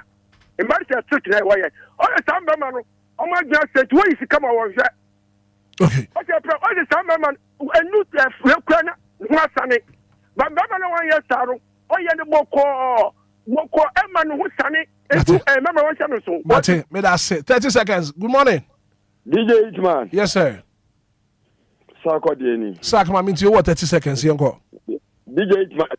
I read if in Nigeria unim say around 81 near friend or Jankatie. Oko Nigeria better alata form pepe for no etunto the great numia de adena. Na sa me say me to miss sanam de gumanum. Ete 3 ye pamu ye fi Nigeria bagana na makati se 1. Enti san no na mabunu do mo ahye mu no. O so mo enjaya. Omo enjaya. Ese ye mu niam nyina. Mate. Pharmacy. Right, Mate. Me that say. Good morning. Good morning. Me ba Jeff Ross say. Achame da bron kasa asama. Abena ma minti o. Oh say. Emu. Ade no panimu no ya to aba ma ne say. Omo mesem ma ye ni so no. Omu ye adwuma no. Enti boys no mu ye adwuma ye. Enti omu yi to mo beka. Because what can be mama jumanye? It's in this one, man, Juman dear. Only the reason you have a catch be someone your drag. Okay. A Shaman police station, let's see.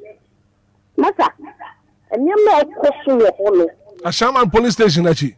Come on, 9. I see. And easy. Mate. As a police for one time. Mate. Pharmacy. Right. Good morning. Good morning. Me ba Jeff Ross. Me ba Chomi Hoya Pa. Efro say. Auntie Maggie ma minti wa no pay. Yo, I no pay there. Mami namase ni adwuma amobo. Yeah, that's it pa. Ene me ekoso nyina no. Ntifu den has go before hunim. So hunim. Eno na he na faba. Tani na wunu aba akone ka se. Eno na fasoro ko be ba be see airport. Ubeyi. Ena border so a ube ba be yi. Adenti ena sa ndro no ena border so na ba. E fa airport na ba. Nanso onwunye ho hwe na nkwale no ma no onwo a wonwo sei ya manager ati na wonwo de gura to pre no obu wo ho a won do nim sa ne ben kono bi enti wo be no masa ye mfa na ho ya be sere mpanifo no wonwo sore na wonwo mo ho ban na nkwala ni nya sa bone na wonwo nom e na wonwo so ye nduro no wonwo di gumo ade ye nduro no enti wonwo nyai na mo a wo man na da ati adan na o my Ghana ye nsuro nyame sa ma bi abone na ye de tia ye ho oni nyame nya adwuma anti magi nyankopon anka won so good morning. Good morning, Hitman. Ma minti wa no pay. Hitman only red. Minim red, Jeremy. Hitman, apo boy. Ami ado me ho ya pa ma minti o. An common mo de pa, nyame hira mo se ne mo ka no. Oni se we ade asra se bi mo tweka edigu yenu. Hitman only. Ebi ka di go edi anu so kra di. Yale enko a Hitman. You go what here? And no can work out you know don't go na sell a good street is no. Morning ami adwuma pa. But Nyankopon anka won so ho pa. Good morning. Hello, good morning. Debbie. 0593406565 0534-050-199. Nana pay Anidaso Wɔhɔ. Good morning. Good morning. Your first say? A champion. A champion can say free him fa. A champion ma minti wa no pay. Me amoka no edi mu pa na mo ma samba pese mbisa. A police for omajuma ne. That's why fear omuje stop ni adi. But police for ewo ho. So omo kan fe. Tin pese mbisa se Ghana police omajuma anything. Right. Some be chika nkwa na that. Mate, me that say. Good morning. Morning, right. Me ba chef. Yeah, first say apumboko. But some yama for sia. The kasafri amount from insulana. You, ama ma minti wa no pay. Me ba cho yeah asamo na mo kan edro ni sa police asamo mo jena. La, be sheka so ha. kaso ha the real boys no esi dia driver fo sika na police fo jira ho o man ye baako na nipa ni timi kono mo aduro no na de wo na so woni police ni ene ayi driver ni jira ho eko a o no timi sizi driver ni car na police ni jira ho no o hye no enso so ko hye ball like good kaso street so ya ne dia police fo no hu nka ho hwe eti o man na ye wo mu ni de bra adi nyame okay se nyame ya mamu dia ansa sa yempe ni fo na agye de ne se ya na be ya na nyankopon afre right mate me so me da say good morning me ba chef for say Mr. Say agba so do Mr. Say na pay ma minti o ya ana wo kanu sa food jabos fo no e se wo bu adwuma wo bu adwuma no when one down to biscuit and water biscuit in a water but na ku nipa ndi jabi wo de bra agwa so do ha o kan so won we fu ni country police ni pa of no ben for two e dia ho agwa to win na cocaine so want to so agwa si wo tu telepathy na mia oben timoto so baby wo tu telepathy for so how e wi ase kai unso so police ni ma and I'm about to say ma MP for police ma DC for police what you gonna fool perfume ho that's uncle for gonna plan kasa in forward o ma sanko for ma for in kofua one woman no campaign for take oh William Dasse yo me so me da se pass also what to me a friend up 0593 406565 034 405019 and I pay you din come the Ghanaian youth Tramadol red good morning hello good morning me ba chef say if we come naturally me go boom kwabna ubri ni ma me officer yes officer sa abochi fo na o ma begu Ghana ha na o moto sendro no eti Ghana nkasa no ya dwen eni sei hwe sa abochi ya wo to adroi hwe ne ya bia ne ne tibia bia owum na medical school be na abochi we okoye sa abochi so tondro na Ghana ni afre no na na kujina wanko na no o ye dro na ma no na wadianom officer me pacho wa mo empedifo no mo mani makpo ha sei me akora be 13 years na yes adema no me da wase but me so me da se pass what to me a friend no pay 0593406565 0534050199 and now pay ye din komo e woni da so homo bia adwumadi so good morning hello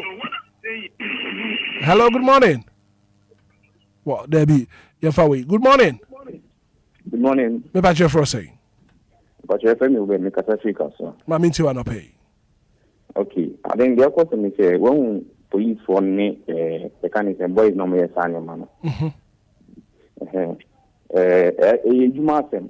Jumasem because me a driver and a police for hang and a yellow din so boys near high but boys may be any ho it may be any ho so me Jesus can I know me bibi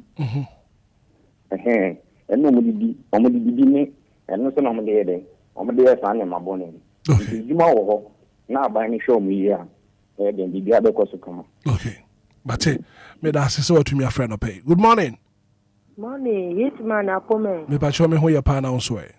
Me pa 20 million me kasa free dodowa. Ma minti wa no pay. Me pa cho du dodowa haselo. Sa niama nku a nkola no mu school dem kura wo mu nombi. Guess wo mu ton owo school mu. Kakra ya hwe ya. Obekọ wo fie kura boys ne de oki ne be ma wo si akobie don no mu pia no wa bi. Want me ama omu kwan no ma aka chiro si bie don na want me call hello well I think so we're making a point good morning me ba chef for say Richard Maminti wa no pay I don't pay the one for the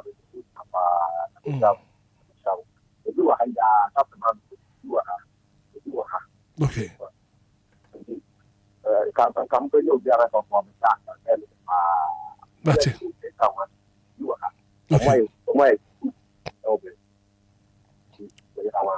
okay but yeah that's a pa good morning Hitman yes sir Wasti ni bibi abokode. Nyame adom yukrukra mu ha. Your friend saying? Wasti. Okay, Wasti ma meet you. Yeah, Hitman he dia ankofo bebre so adwen course no. Won motofo no. Omo ne ye delivery o. Motofo no. Omo ne ye delivery no. What does here? Because e show mo. And omo de nam house to house. And yes obi say me say omo de nam house to house. Ya de small fako yard we mu. E ta police for so mo mani ko mo a omo twi moto no because obe wa je say bia okada man no wa fa ne passenger so ne ade ne ye den e wo moto ni. Okay. Na men kan ho. But what's the one so Nyankopon kan ho? Good morning. Morning, Hitman. Good morning. Me pa chef say. Pacho me di Faustina me kasa ama. Faustina meet you. Me pacho bra bi be kasa sisi ase.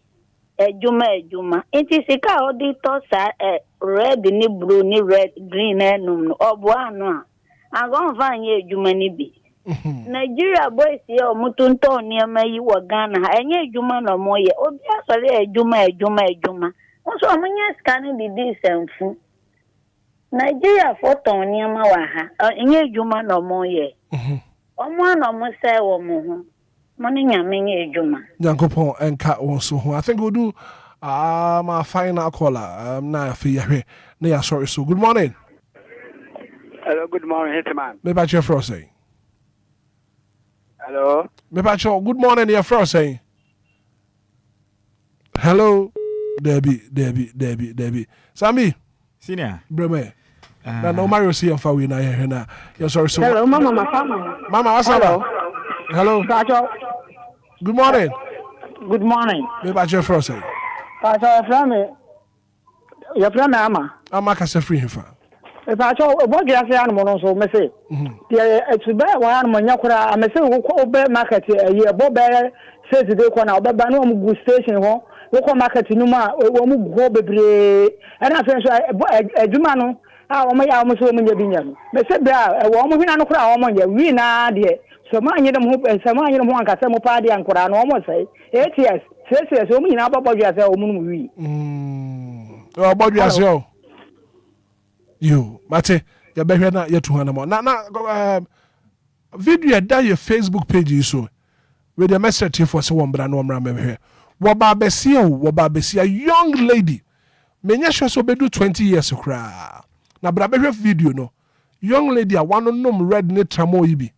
Na wo chese dia wo ye wo video imu no. O video ne na so. Bra Facebook page no so.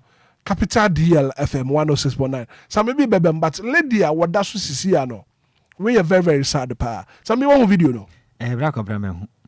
Young lady wada so a we kra de ye hu de se ne sei bra kwabna me se de e kwasukuru no mu no omo friends we dey kan ye moye ne listeners na ba so omo ye very discerning listeners ti de bi omo adwentwere ne ba emu oda pasa no manam ti ya minhira wonom na ye besere empenifo se ya na mimka ne sa ye say the devil finds work for the idle hand.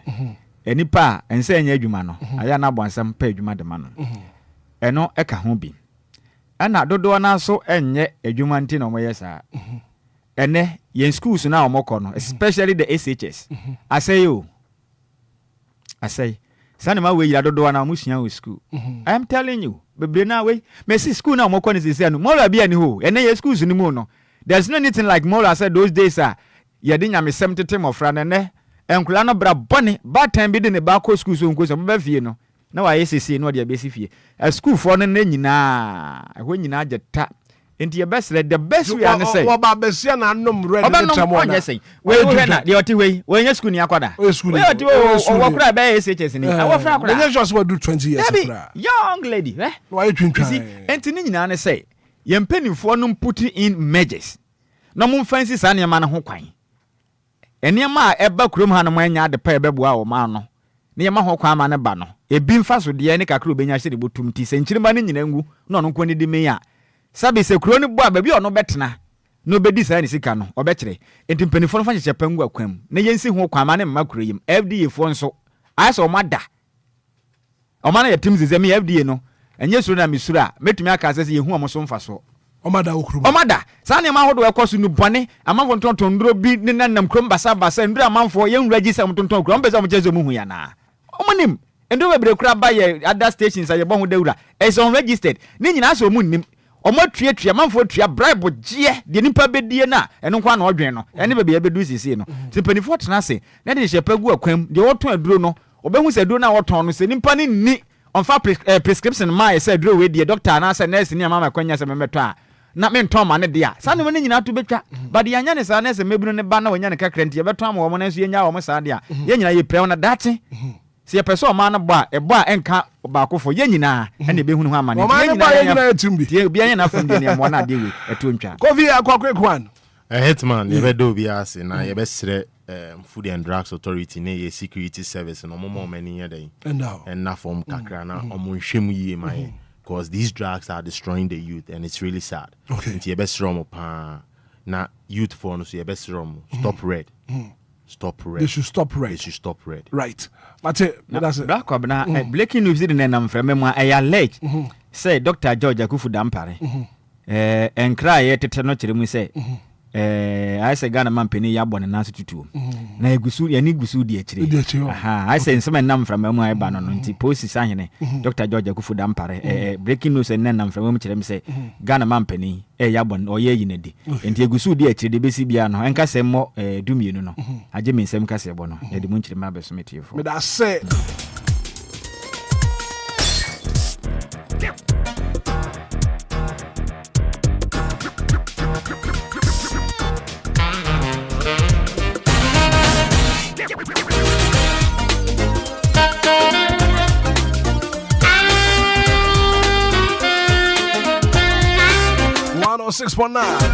Now, ladies and gentlemen, put your hands together for the one and only Daddy Lumba. It's the Saturday at the Fosu Plaza Hotel and Concordia. Join him on stage. Now for Easter Saturday, the party big time apart. Daddy Lumba live in Concordia. And this day action in our Cove City. My name Concordia Bronia was up. So we'll be two more. So what dress up? Baby, I'll show you. My inshima. I want the Fosu Plaza. It's the Saturday. Now for your party pa.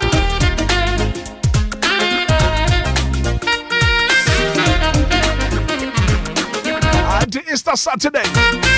One to ticket, I'm about your ticket. Near Fiona Daddy Lumba and Jimbom. I want the Fosu Plaza. I bet the pa. Also meant to me a Zoom mobile phone. I filled your tour ticket. Star 714 star 51 hash. I am ready on Sia Pepe. Me a be a gate to know. Show na shisha so. I had the Lumba and Kwana ba coffee tika home. Keke Fosu ka home. And then you to fuck kuda mbebre. That the Lumba live in Concordia. Show the bed the papa. Rawati. But yen to me in Concordia. Ya pomo de na kwa kwa bibi wo ho. And nti de ade cheme di ma for. Heba clinic. Dr. Anidaso Wɔhɔ. See Amra. Ya rebi atete here no. Say stroke, waist pain, knee pains, infertility. I me di ma for Heba clinic. Kokwa sema yira. Dr. Sebra na fi won sa ya there. The doctor was 0244 774282. Dr. Anidaso Sebra.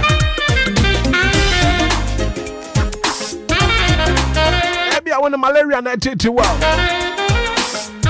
Typhoid na hawa, jaundice na hawa. Want to me need it. And you here give us a bar mixture. This is in the yo ya. I am Tim na hawa. Also they need give us cool capsules.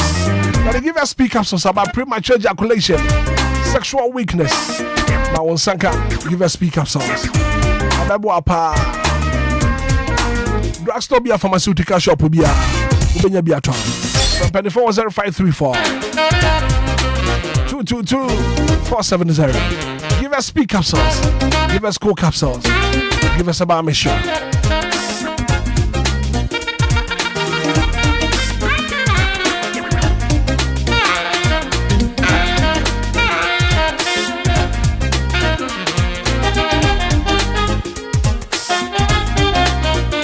so much for being part of the show. It's a very good act of being a good guest is to know when to say goodbye. And I've been your morning man. You're from a Hitman. Over to me from a black woman. And I'll pay me in your silver lady SL. Pano no net to say. Razi yako Father Abraham Asweya. Afi yako kuti nkomwe. Good morning. Yeah, my son's will be a club of bio. DLFM 106.